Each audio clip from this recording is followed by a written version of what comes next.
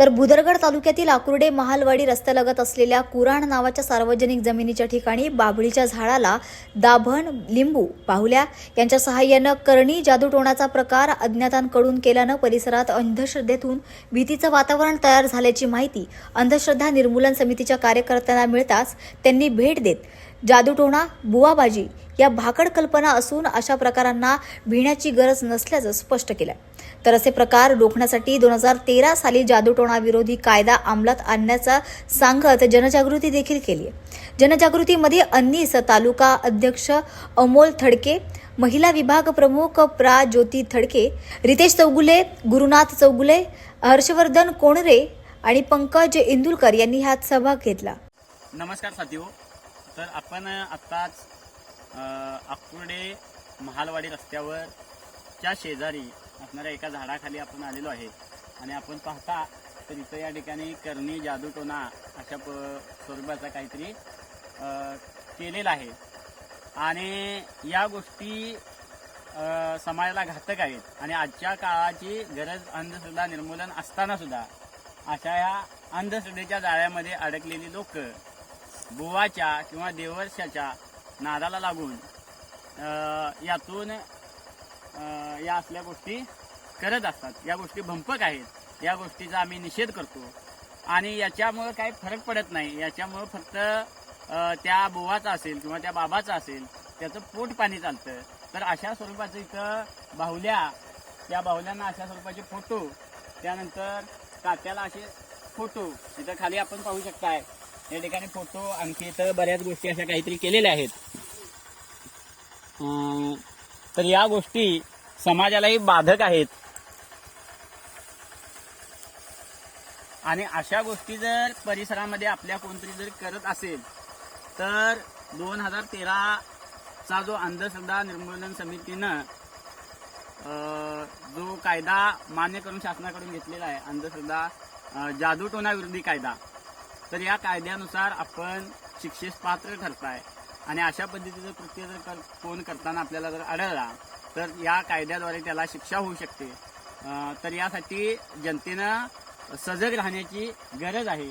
आता या ठिकाणी मी हे सगळं काढून ठेवणार आहे आणि याचा निषेध मी नोंदवत आहे सगळं काढून. तर हे बघा, अशा पद्धतीच्या बाहुल्या आहेत, फोटो आहेत. हे फोटो आपण काय दाखवू शकणार नाही कारण फॅमिलीचा फोटो आहेत बघा. 2 आहेत, 3 फोटो आहेत बघा.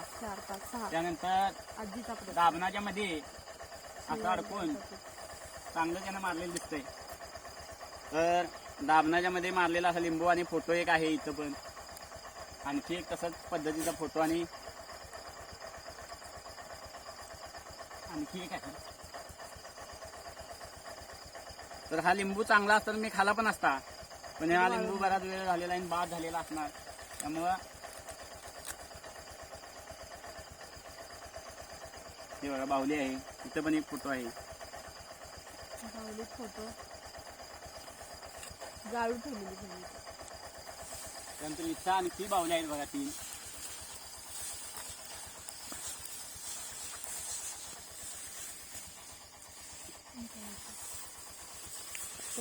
आणखी काय आहे काय नाही.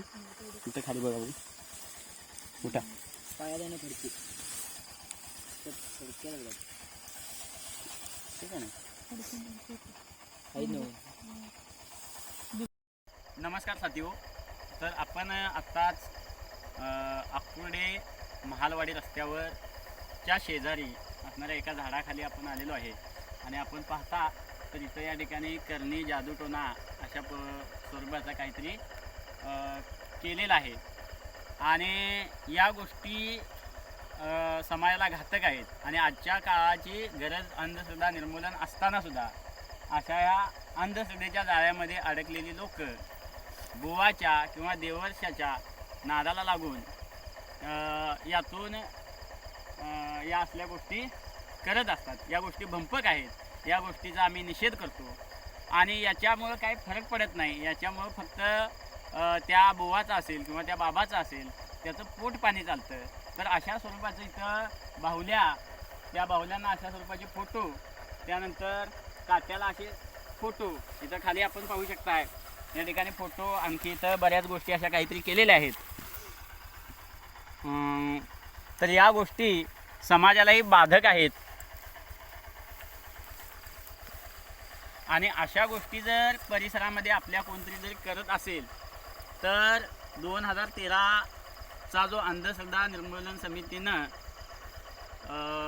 जो कायदा मान्य करून शासनाकडून घेतलेला आहे, अंधश्रद्धा जादूटोणाविरोधी कायदा, तर या कायद्यानुसार आपण शिक्षेस पात्र ठरताय आणि अशा पद्धतीचं कृत्य जर कोण करताना आपल्याला जर आढळला तर या कायद्याद्वारे त्याला शिक्षा होऊ शकते. तर यासाठी जनतेनं सजग राहण्याची गरज आहे. आता या ठिकाणी मी हे सगळं काढून ठेवणार आहे आणि याचा निषेध मी नोंदवत आहे सगळं काढून.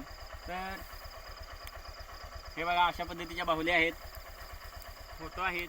हे फोटो आपण काय दाखवू शकणार नाही कारण एका फॅमिलीचं फॅमिलीचं वगैरे फोटो आहेत बघा. 2 आहेत, 3 फोटो आहेत बघा. 4, 5, 6 त्यानंतर आजीचा प्रेम. दाबणाच्या मध्ये असं अडकून चांगलं त्यानं मारलेलं दिसतंय. तर दाबणाच्या मध्ये मारलेला असा लिंबू आणि फोटो.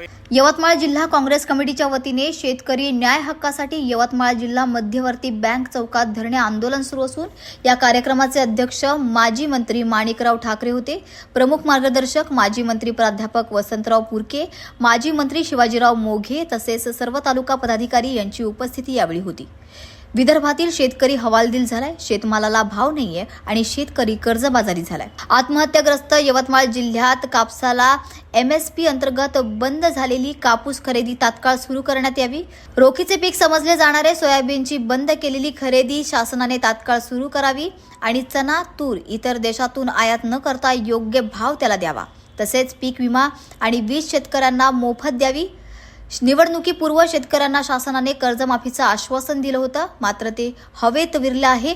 कर्जमाफी जाहीर करावी या मुख्य मागण्यांसाठी धरणे आंदोलनाचं आयोजन करण्यात आलं होतं. या धरणे आंदोलनात यवतमाळ जिल्हा काँग्रेस कमिटीचे सर्व पदाधिकारी, महिला काँग्रेस, काँग्रेस सेवा दल, युवक काँग्रेस, NSUI, काँग्रेसच्या सर्व आघाडी संघटनांचे पदाधिकारी, सहकार क्षेत्रातील विविध मान्यवर आणि काँग्रेसच्या सर्व कार्यकर्ता, यवतमाळ जिल्हा काँग्रेस कमिटीचे अध्यक्ष प्रफुल्ल मानकर यांचे यावेळी असंख्य शेतकरी या कार्यक्रमास उपस्थित होते. शेतकऱ्यांसाठी लढा करण्याची ही जी वेळ आलेली आहे, हे दुष्ट कर्म एकट्या या मोदी सरकारने केलेलं आहे. 2014मध्ये या मोदी सरकारने आपल्याच इथे येऊन चाय पे चर्चा घडवली होती आणि त्या चाय पे चर्चेच्या अनुषंगाने आपल्याला आश्वासन दिलेलं होतं की यवतमाळ जिल्हा हा याच्यानंतर एकही आत्महत्या होणार नाही. परंतु आज आपण पाहतो की रोजची कुठल्या नाही कुठल्या तरी तालुक्यामध्ये आत्महत्या होताना दिसते आहे. याला कारण एकच आहे की शेतकरी विरोधी धोरण.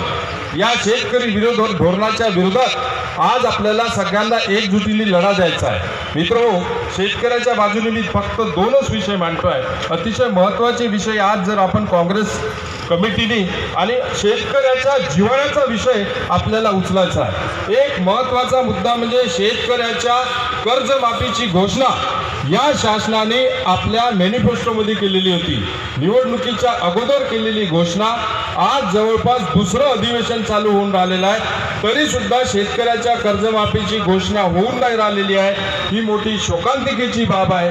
मी सगळ्या आपल्या नेते मंडळींना विनंती करतो की भाऊ, आपण निवडणुकीच्या अगोदर एकदा स्वाक्षरी मोहीम राबवली होती की शेतकऱ्यांची कर्जमाफी जरूर करावी म्हणून. आता मात्र त्यांनी मॅनिफेस्टोमध्ये घोषणा केलेली होती. ती घोषणा अजूनही आज आपल्या समोर पूर्ण होऊन नाही राहिलेली आहे. याच्यासाठी आपण पुन्हा एकदा तसल्या प्रकारचा कार्यक्रम राबवावं अशी मी अध्यक्ष महोदयांना विनंती करतो.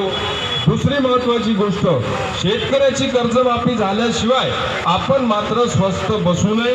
ही जिल्हा काँग्रेस कमिटी, सगळ्या तालुका काँग्रेस कमिटी या सगळ्यांनी मिळून शेतकऱ्याचा अतिशय जिव्हाळ्याचा कर्जमाफीचा विषय हा आपण आपल्या हातात घेऊया आणि शेतकऱ्यांची कर्जमाफी झाल्याशिवाय आपण स्वस्थ बसणार नाही.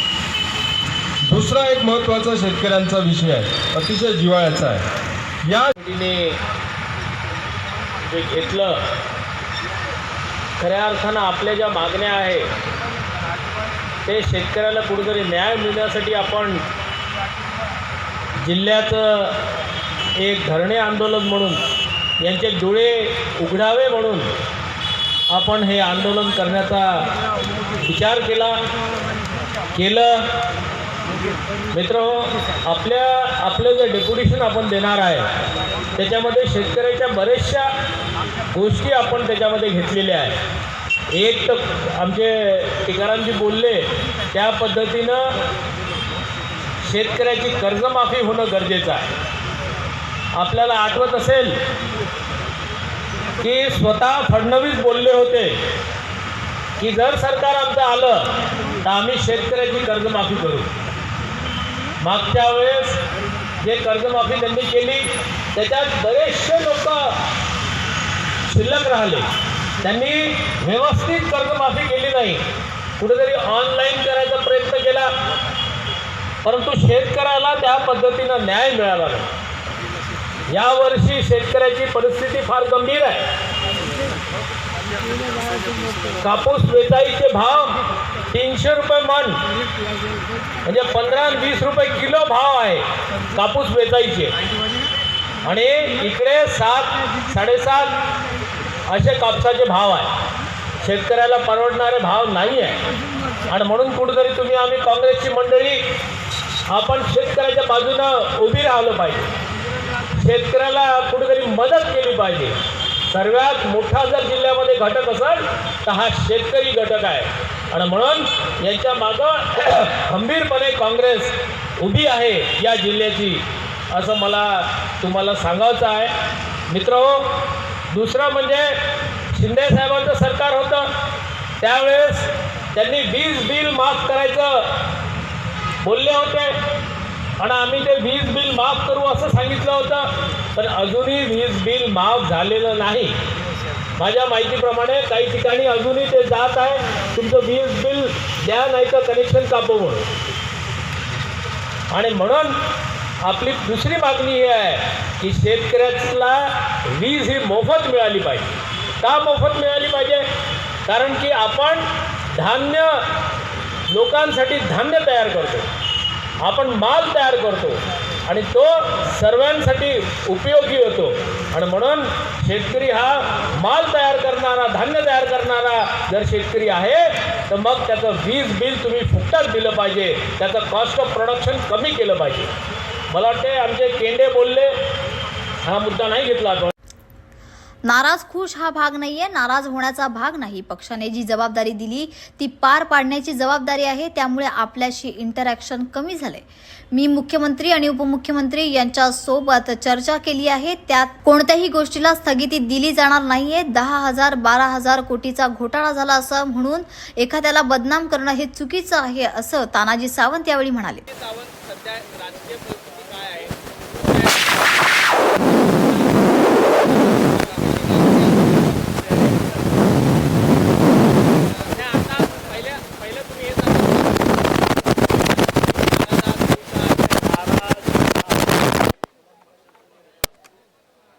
प्रश्न नाही. पक्षानं जे जबाबदारी दिली त्यावेळेस ती पार पाडणं आपलं काम असतं, आलं लक्षात. आणि गायब होणं वगैरे हा प्रकारच नाही आहे, कारण एक जबाबदारी संपल्यानंतर माझ्या बाकीच्याही जबाबदाऱ्या भरपूर आहेत, आणि त्या जबाबदाऱ्यामुळं कदाचित आपल्याशी इंटरॅक्शन थोडी कमी झाली असेल, आणि मीडियाशी इंटरॅक्शन कमी झाली म्हणजे गायब झालो किंवा रिस्पॉन्सिबिलिटी टाळली असं होऊ शकत नाही. राहिला विषय हा जो 2 दिवस मीडियानं जो चालवला, याचा खरं तर याची माहिती घेणं गरजेचं आहे. मी माननीय मुख्यमंत्री, आपले माननीय उपमुख्यमंत्री यांच्याशी माझी चर्चा झाली. अशा कुठल्याही गोष्टीला मंत्रिमंडळानं किंवा मुख्यमंत्र्यांनी स्थगिती दिलेली नाही फॉर युअर काइंड इन्फॉर्मेशन. एक भाग. दुसरा भाग, आता 3190 कोटीचा हा घोटाळा झाला. ज्यावेळेस तुम्ही बघितलं असेल 108च्या बाबतीत 10,000-12,000 कोटीचा घोटाळा झाला. पण हे सगळं काम करत असताना ज्याच्यामध्ये महाराष्ट्र शासनाच्या तिजोरीतून 1 रुपयाही कुठं समोर गेलेला नाही, अशा केसमध्ये आभासी जगामध्ये जगायचं आणि घोटाळे झाले म्हणायचं आणि एखाद्याला पर्पजली बदनाम करणं हे चुकीचं आहे. तुम्ही एक गोष्ट लक्षात घेतली पाहिजे की तुम्ही पेपरलाही बघितलं असेल, तुमच्या माध्यमातून मी मीडियासमोर ज्यावेळेस मंत्री होतो त्यावेळेस सांगितलं की न भूतो न भविष्यते असे 24 महिन्यामध्ये 42 निर्णय आरोग्य विभागामध्ये आपण घेतले. त्याचं संपूर्ण महाराष्ट्रातल्या सर्वसामान्य जनतेनं स्वागत केलं. वारीच्या बाबतीत गिनीज बुक ऑफ वर्ल्ड रेकॉर्डमध्ये 3दा आपलं नाव आलं. चांगल्या पद्धतीनं सेवा केल्या. ज्यावेळेस मोफत उपचार 15 ऑगस्ट 2023ला आपण इम्प्लिमेंट केलं, त्यावेळेस या तमाम महाराष्ट्रातल्या सरकारी हॉस्पिटलची संख्या IPD असेल किंवा OPD असेल हे जवळपास तिप्पट चौपट झाले, हे तुम्हीच मला सांगितलं. आणि त्या केसमध्ये मध्यंतरीची परिस्थिती त्याच्या अगोदरची आपल्या सर्व PSC पासूनच्या जिल्हा रुग्णालयापर्यंतची होती. त्या ठिकाणी अतिशय घाणेरड वातावरण किंवा अस्वच्छता. मी प्रत्येक रिजनमध्ये जाऊन PSC पासून वरपर्यंत सगळ्या व्हिजिट केल्या आणि त्या ठिकाणी म्हणून त्यावेळेस सुद्धा एक मोहीम मी राबवली होती, तुम्हाला आठवत असेल, सुंदर माझा दवाखाना. त्यावेळेचे गावकरी, तिथले लोकप्रतिनिधी, सरपंच, आमदार, जिल्हा परिषद सदस्य आणि संपूर्ण आमचा आरोग्य विभागाचा स्टाफ यांनी ती मोहीम प्रत्येक महिन्याला राबवायची. त्याचे फोटोग्राफ अपलोड करायचे वरिष्ठ अधिकाऱ्यांनी. ते केलं, त्यानंही ते कंट्रोलमध्ये होत नव्हतं. आणि म्हणून तुम्ही बघितलं असेल, आमच्या अगोदर वैद्यकीय शिक्षण विभागानं अशाच पद्धतीचं मेकॅनाइज्ड क्लिनिक सिस्टम राबवली. त्याचा भाव होता 120 रुपये पर स्क्वेअर मीटर यांत्रिकी पद्धतीनं. अगोदरचा तुम्ही जो सांगितलं की 70 कोटीमध्ये, एक ध्यानात घ्या, 70 कोटीमध्ये मॅन्युअली महाराष्ट्रातले जवळपास 2500 हॉस्पिटलची स्वच्छता मेंटेन करणं शक्य आहे का, हे तुम्ही अनालिसिस करा. आणि ते शक्य नव्हतं. IPD OPD वाढलेली होती. म्हणून हे यांत्रिक पद्धतीने जाणं, हे खात्याकडनं ज्यावेळेस हे पुटअप केलं गेलं, त्यावेळेस मी त्यांना सांगितलं की बाकीच्या खात्याची माहिती घ्या. त्यावेळेस वैद्यकीय शिक्षण विभागाची ऑलरेडी ती ऑर्डर झालेली होती 120 रुपये पर स्क्वेअर मीटरनं. समाज कल्याण विभागाची ऑर्डर झाली होती 95 रुपयेनं. आणि माझ्या खात्यानं ती ऑर्डर 84 रुपये पर स्क्वेअर, 2012चा रेट ह्या प्रमाणात ती फायनल केली. अगोदर असं ठरलंय की हे केंद्रशासित ज्या काही एजन्सी आहेत त्यांच्याकडे ते सुपूर्द करू. आम्ही तिकडे दिलं होतं केंद्राकडं की महाराष्ट्रभर हे काम करायचं म्हटलं तर मोठी यंत्रणा लागेल आणि त्या कंपनीला ते केंद्र बघून घेईल, ते त्याप्रमाणे ते पास होईल. पण हायकोर्टामध्ये आपल्यातलेच कोणीतरी लोक गेली आणि कोर्टानं तो सेंट्रल कंपनीला देणं हे रद्द केलं. आणि म्हणून महाटेंडरवरती ह्या ठिकाणी ते पब्लिश झालं. त्या ठिकाणी 12 लोकांनी त्या ठिकाणी कॉम्पिट केलं. 5 लोक लिस्टिंग झाली आणि त्याच्यामध्ये जे आज कुठली कंपनी आहे त्यांना त्या पद्धतीनं ते काम मिळालं. त्यांचं MOU झालं, वर्क ऑर्डर झाली आणि आमचे इलेक्शन लागले. त्याच्यानंतर परत काय झालं त्याच्यातली कुठलीही माहिती माझ्याकडे नाही. मला जे काही काल आपल्या खात्यातनं जी माहिती मिळाली की अशा पद्धतीचं कुठलंही 1 रुपयाचाही ट्रान्झॅक्शन महाराष्ट्र शासनाच्या तिजोरीतून त्या कॉन्ट्रॅक्टरच्या खात्यावरती दिलेलं नाही. आणि आयुक्तांनी सांगायचं एकच काम आहे की एक लक्षात घ्या, माझे टोटल माझ्या कुटुंबातली जे काही तरुण पिढी आहे पुढच्या आमच्या 5 भावांची ती 11 मुलं आहेत.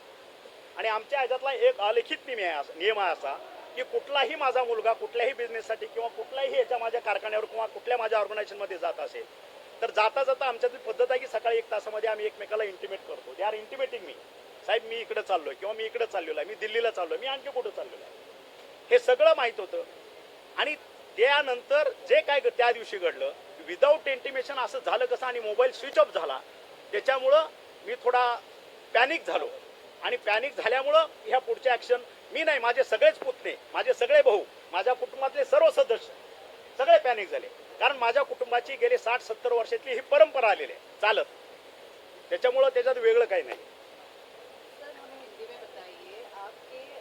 बेताल वक्तव्य करणारा प्रशांत कोरटकर वर देशद्रोहाचा गुन्हा दाखल करा अशी मागणी माजी आमदार यशोमती ठाकूर यांनी केली आहे. तर प्रशांत कोरटकर यांनी शिवाजी महाराजांच्या विरोधात बेताल वक्तव्य केलं. त्यांच्याबद्दल त्याच्यावर देशद्रोहाचा गुन्हा दाखल करण्यात यावा यासाठी आज 3 मार्चला शिवसन्मान मोर्चाचं आयोजन पंचवटी चौक इथून करण्यात आलं. हा शिवसन्मान महामोर्चा पंचवटी इथून डॉक्टर बाबासाहेब आंबेडकर चौक ते जिल्हाधिकारी कार्यालय इथपर्यंत काढण्यात आला.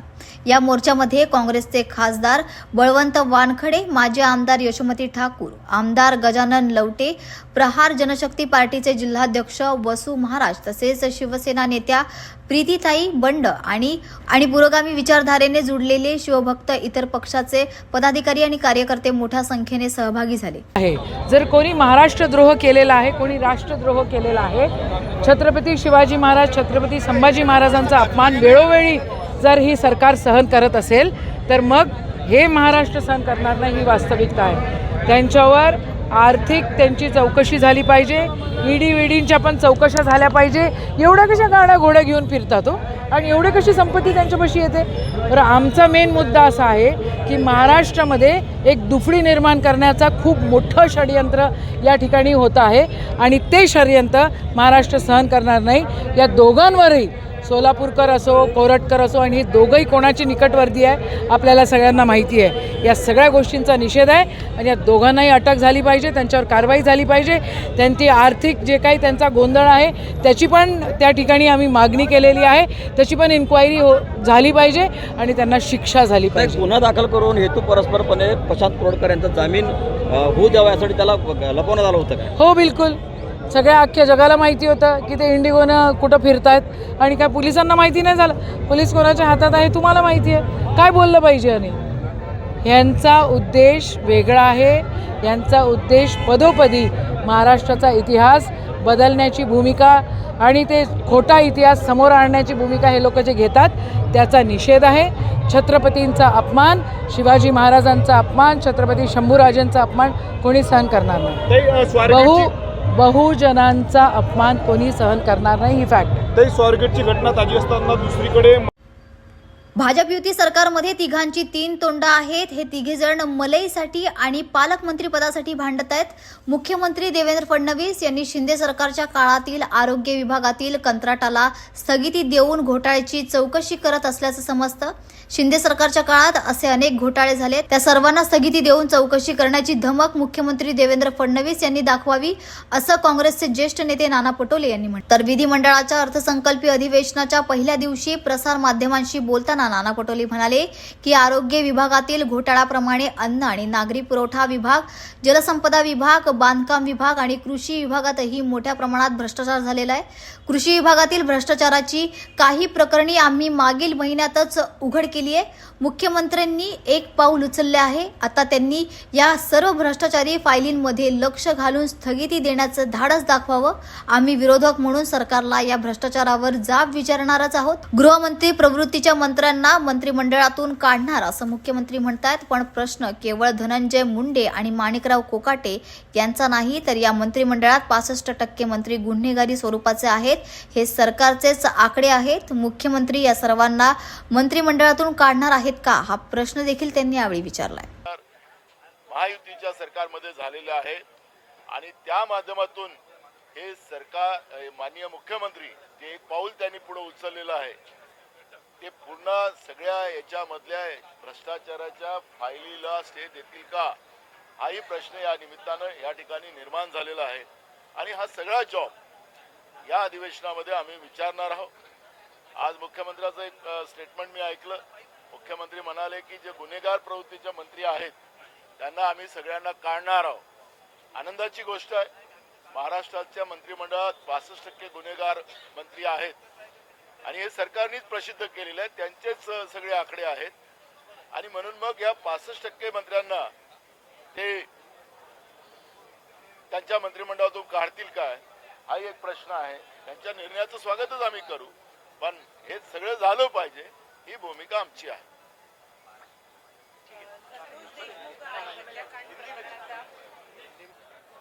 सरकार काय घोषणाबाजीच करत राहणार काय? महाराष्ट्रामध्ये गुन्हेगारी वाढत चाललेली आहे. शेतकऱ्यांच्या शेतीच्या पंपाला पाणी, विद्युत नाही, पिण्याचं पाणी महाराष्ट्रात नाही. रोजगाराचे प्रश्न मोठ्या प्रमाणात वाढत चाललेले आहेत. त्याचप्रमाणे शेतकऱ्यांच्या शेतीच्या पिकाला भाव नाही. त्यांनी सरकारने घेतलेल्या धान्याला पैसे देऊ शकत नाही सरकार. विकासाच्या नावाने महाराष्ट्राचे 3-13 वाजलेले आहेत. महाराष्ट्रामध्ये एकीकडे लाडक्या बहिणीचं गुणगान गायलं जाते, गायलंच पाहिजे, पण लाडक्या बहिणी सुरक्षित नाही. केंद्रीय मंत्र्यांची मुलगी सुरक्षित नाही, त्यांना स्वतः पोलीस स्टेशनमध्ये जावं लागते आहे. या पद्धतीचा महाराष्ट्र माननीय राज्यपाल महोदयांच्या माध्यमातून मांडण्याचा प्रयत्न सरकार करते आहे का, हा प्रश्न या निमित्तानं निर्माण झालेला आहे. सरकारने आपली भूमिका माननीय राज्यपालांच्या अभिभाषणावर स्पष्ट केली पाहिजे आणि राज्याच्या जनतेला आश्वस्त केलं पाहिजे. आज महाराष्ट्रातले उद्योग मोठ्या प्रमाणात बाहेर चाललेले आहेत. आपण पाहिलं असेल की महाराष्ट्र आजच पूर्ण देशाच्या प्रत्येक राज्याचा एक आलेख आलेला आहे की शहरीकरणाची जी वाढ करण्यामध्ये फक्त महाराष्ट्रच एक नंबरमध्ये आज देशामध्ये आहे. ग्रामीण भाग पूर्ण ओसाड पडत चाललेला आहे. महात्मा गांधी सांगायचे की खरी ताकदच ही ग्रामीण भागात असते आणि तिथूनच देशाची प्रगती होते. पण महाराष्ट्रासारख्या प्रगत राज्यामध्ये आज शहरामध्ये लोंढेच्या लोंढे येतात आहेत आणि ग्रामीण भाग ओसाड पडत चाललेला आहे. शेतीवर खऱ्या अर्थानं ज्या पद्धतीनं मोठ्या प्रमाणात क्रांती व्हायला पाहिजे होती, शेतकऱ्यांच्या जीवनामध्ये मोठ्या प्रमाणात आर्थिक सक्षमता निर्माण व्हायला पाहिजे होती, ते करायला सरकारला अपयश आलेलं आहे का, हा या निमित्तानं प्रश्न निर्माण झालेला आहे. शेतीवर आधारित उद्योग महाराष्ट्रामध्ये संपलेले आहेत का, आणि अशा पद्धतीची जी काही परिस्थिती या महाराष्ट्रात निर्माण झालेली आहे, कधी नव्हे. या सरकारचं तर मी या तीन तोंडाचं काही बोलणार नाही, कारण की तर रोज आपण आपल्या माध्यमातून महाराष्ट्राची जनता बघते आहे. मलाईच्या खात्यासाठी, पालकमंत्र्यांच्या पदासाठी आताच्या मी मुख्यमंत्र्यांचा धन्यवादच करेल. त्यांनी पहिलं एक पाऊल या ठिकाणी उचललेलं आहे की आरोग्य विभागामध्ये झालेला घोटाळा त्याच्यावर त्यांनी स्थगिती दिलेली आहे, असं मी तुमच्या माध्यमातून ऐकलेलं आहे. म्हणून त्यांचं अभिनंदन मी करेल. पण असे घोटाळे अनेक या महाराष्ट्रामध्ये आहेत. त्या सगळ्या घोटाळ्यावर ते स्थगिती देतील का, हा प्रश्न या ठिकाणी निर्माण झालेला आहे. अन्न नागरी पुरवठ्यामध्ये असतील, इरिगेशनमध्ये असेल, बांधकाम विभागात असतील, सार्वजनिक उपक्रम बांधकाम विभागामध्ये असेल, असे अनेक विभाग आहेत, कृषी विभागात असेल, अशा अनेक विभागामध्ये मोठ्या प्रमाणात महाराष्ट्रामध्ये शासनाच्या विविध लाभ मिळवण्यासाठी शेतकऱ्यांनी अॅग्री स्टॉक योजनेत नोंदणी करून घ्यावी असं आवाहन तहसीलदार किशोर यादव यांनी केले. तर शासनाच्या विविध लाभ मिळवण्यासाठी शेतकऱ्यांनी अॅग्री स्टॉक योजनेत नोंदणी करून घेणं हे गरजेचं आहे. त्या अनुषंगानं शेतकरी माहिती संच नोंदणी करणं सुलभ व्हावे म्हणून तालुक्यातील आठवडी बाजारात ठिकाणी 3 मार्च रोजी माहूर आणि 4 मार्च रोजी वाई बाजार तर 5 रोजी वानोळा येथे कॅम्पचं आयोजन करण्यात आलंय. तेव्हा शेतकऱ्यांनी आपापली नोंदणी करून घ्यावी असं आवाहन माहूरचे तहसीलदार किशोर यादव यांनी केलंय. शेतकरी खातेदारास एक विशिष्ट ओळख क्रमांक तयार करण्यासाठी ॲग्रीस्टॅक ही योजना राबवली जात आहे. या योजनेअंतर्गत शेतकऱ्यांना विविध शासकीय योजनांचा लाभ देण्यासाठी शेतीचा संलग्न एक माहिती संच तयार करण्यात येत आहे. यासाठी आपण माहूर तालुक्यात कॅम्पचे आयोजन केलेले आहे. 3 तारखेला 3 मार्च रोजी माहूर प्रॉपर येथे कॅम्पचे नियोजन केलेले आहे व 4 तारखेला वाई शहरात कॅम्पचे नियोजन केलेले आहे. 5 तारखेला वानोळा येथे कॅम्पचे नियोजन केलेले आहे. आत्तापर्यंत माहूर तालुक्यातील 35% शेतकऱ्यांनी या योजनेचा लाभ घेत यामध्ये नोंदणी केलेली आहे. तरी उर्वरित खातेदारांनी देखील लवकरात लवकर ॲग्रीस्टॅक या योजनेद्वारे आपली नोंदणी करून घ्यावी. तर दत्तरामपूर येथे उद्धव बाळासाहेब ठाकरे पक्षाच्या वतीने चक्काजाम आंदोलन करण्यात आले. तर काल तालुक्यातील दत्तरामपूर इथे उद्धव बाळासाहेब ठाकरे पक्षाच्या वतीने शेतकऱ्यांच्या विविध मागण्यांसाठी चक्काजाम आंदोलन करण्यात आले. या आंदोलनात शेतकऱ्यांना अतिवृष्टीचे आणि पीक विम्याचे अनुदान मिळावे, सरसकट कर्जमाफी करावी, तसेच कापसाला 10,000 रुपये आणि सोयाबीनला 7,000 रुपये हमीभाव मिळावा या प्रमुख मागण्या करण्यात आल्यात. विधानसभा निवडणुकीच्या प्रचारादरम्यान सत्ताधाऱ्यांनी शेतकऱ्यांना अनेक आश्वासनं दिली होती. मात्र सत्ता स्थापन होऊन 3-4 महिने झाले तरी आश्वासनांची पूर्तता झालेली नाही. याचा निषेध म्हणून हे आंदोलन करण्यात आले. जिल्हा प्रमुख प्रवीण शिंदे यांच्या मार्गदर्शनाखाली मोठ्या संख्येने शेतकरी आणि पक्षाचे कार्यकर्ते सहभागी झाले होते. आंदोलनकर्त्यांनी रस्त्यावर उतरून सरकारच्या धोरणांविरोधात जोरदार घोषणाबाजी केली आहे. तर त्यांनी इशारा दिला आहे की जर लवकरच निर्णय घेतला नाही तर अधिक तीव्र आंदोलन छेडलं जाईल. या आंदोलनामुळे सुमारे 2 तास वाहतूक ठप्प झाली होती. प्रशासनाने आंदोलनकर्त्यांशी चर्चा करत आंदोलन शांतपणे संपवले. आज राज्य शासनाच्या अधिवेशनाचा पहिला दिवस आहे आणि जे महायुतीचं सरकार आपल्या महाराष्ट्रात आलेले आहे त्या महायुतीच्या सरकारमधल्या मुख्यमंत्र्यांनी असू द्या, दोन्ही उपमुख्यमंत्र्यांनी असू द्या, ज्यावेळेस विधानसभेच्या निवडणुका चालू होत्या त्यावेळेस शेतकऱ्याच्या विषयी काही आश्वासने दिली होती. त्या आश्वासन महाराष्ट्रात राज्यातल्या सर्व शेतकऱ्यांना कर्जमाफी दिली. नंतर कापूस आणि सोयाबीनच्या हमीभावावर सध्याचे मुख्यमंत्री सगळेजण बोलले होते, झालेले नाही. त्याचबरोबर असंख्य प्रश्न या महाराष्ट्र सप्टेंबर आणि ऑगस्टमध्ये जी अतिवृष्टी आपल्या जिल्ह्यात झाली, 91,000 शेतकऱ्यांची शेती बाधित झाली होती. त्या अनुदानाचा प्रस्ताव राज्य शासनाकडे पडलेला आहे, परंतु याना अजूनही अतिवृष्टीच्या अनुदानाचे पैसे आपल्या जिल्ह्यात येत नाही. जे MREGचे कुशलचे पैसे आहे ते सप्ताहात हे शासन बोलायला तयार नाही आहे. माझा या शासनाला एकच प्रश्न, महाराष्ट्र राज्यातले शेतकरी कधी लाडके होणार आहेत बघण्यासाठी आज आम्ही पूर्ण यवतमाळ जिल्हाभर हे रास्ता रोको आंदोलन आम्ही सगळ्यांनी केलेलं आहे आणि या आंदोलनात असंख्य शेतकरी आमच्यासोबत सहभागी झालेले. जय भवानी.